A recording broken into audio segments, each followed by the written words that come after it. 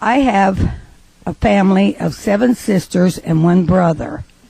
We lived on a farm, was raised similar to the type of Amish people. We milked 14 head of cows every morning. We got up at 5 o'clock.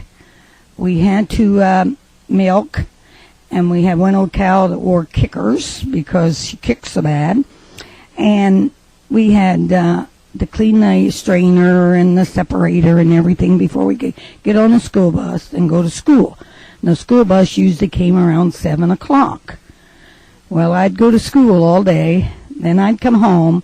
First thing I had to do was go in the house, change my clothes, and go out to the barn and start bringing the cows in for the milking time.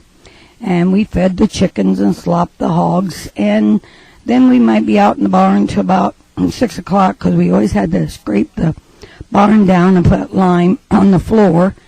And we never wore shoes because we were a poor family. We didn't have shoes to wear, and a lot of times they'd wear out, and my mother would put cardboard in the bottom of the soles of our shoes. But we were always clean. Mother made our unders out of feed sacks that she'd buy the feed in for the chickens. They were prints, and she would sew us. We had buttons on our panties, and we was raised very, very poorly. We canned.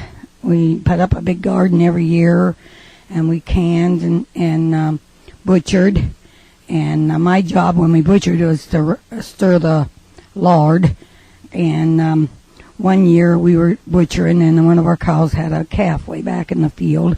And we had to go back and get that calf, and the snow was real deep, and we went back in and got that calf up before it freeze to death. And it was a hard job.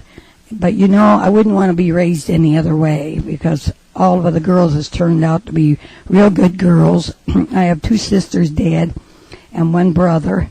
My mother and dad passed away at 74 and 76.